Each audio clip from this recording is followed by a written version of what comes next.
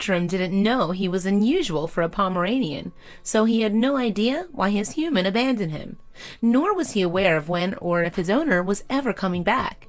It was a lonely time for Bert, but unknown to him, it was the beginning of something beautiful. Although there are many reputable dog breeders, there are also those out there who don't care for their animals. Some just see their pups as a price tag. To them, dogs that deviate from a pedigree breed are unlikely to earn the dog vendor money. As an unfortunate result, dogs that break the proverbial mold are often considered expendable. Irresponsible owners abandon them, although the lucky ones are at least left at animal shelters.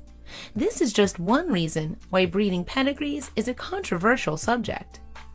Another reason is because it actually narrows the gene pool, creating health problems in purebred dogs.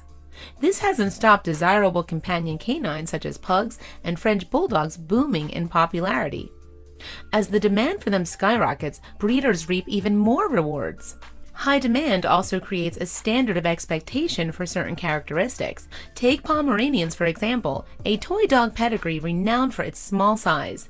The 18th century monarch Queen Victoria possessed a tiny Pom, which only made the breed more well-liked.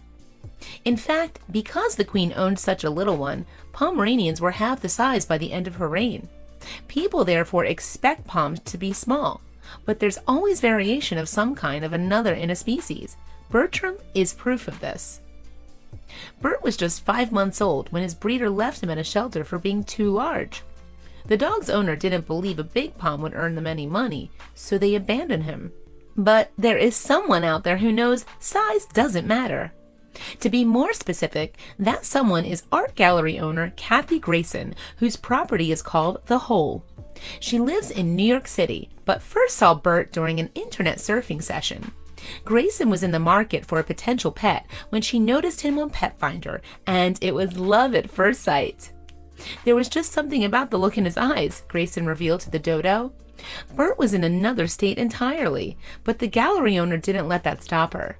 She traveled by plane and car to get to Salisal in Oklahoma, where the Pom awaited her. Grayson described how Bert had been ready to join her life as soon as she took him home. And what a world he entered! I think that next day in New York City we had an opening in my art gallery with hundreds of people and a dinner and after party, she recalled. From day one, Bert was ready to join the art world, the gallery owner added. Since then, Bertram has enjoyed schmoozing with cultured high flyers alongside his mommy every day. According to Grayson, Bert loves every minute of it. He is so calm and introspective, Bert's human commented. He's been to dozens of openings, scores of art fairs in New York City, Miami, LA, and the Hamptons even. He's been to Canada and Seattle and DC, to clubs, restaurant bars, even the opera once. Indeed, after being abandoned for looking different, Poms love to spend time with those that care. His motto is, "Happy to be included," Grayson said to Bert. Furthermore, with so many people passing through the hole, he's never far from the attention of his adoring public. In fact, Grayson revealed how visitors to the hole consider Bertram himself as something of an attraction. Bertie has become our unofficial mascot, of course, and many people come to the gallery just to see Bert, she said. A lot of people bring their dogs too. And as is fitting of a cultured host, Bert knows a few party tricks to keep his guests entertained. Grayson has trained him to give kisses on command.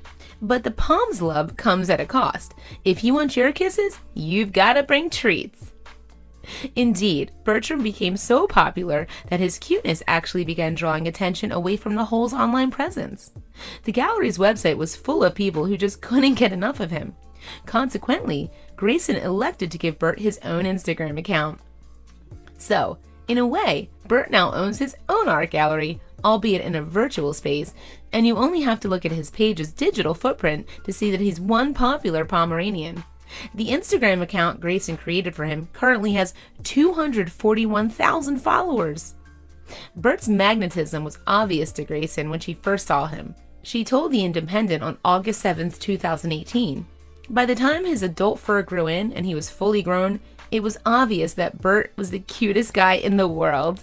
The Pom's mommy cooed. Bertram's appeal is so strong that just strutting his stuff around the city is enough to draw new admirers. Grayson continued, "People would stop us on the street all the time, And in New York City, people usually don't do that too much, so the power was real. At all times of day, having Bert with me is just a constant joy, Grayson concluded. I feel grateful every single day, multiple times a day, to have this wonderful being here with me. The Pom's breeder considered him too unpopular to sell, and now he's an internet superstar. But it's Bert's human who's made him the portrait of happiness.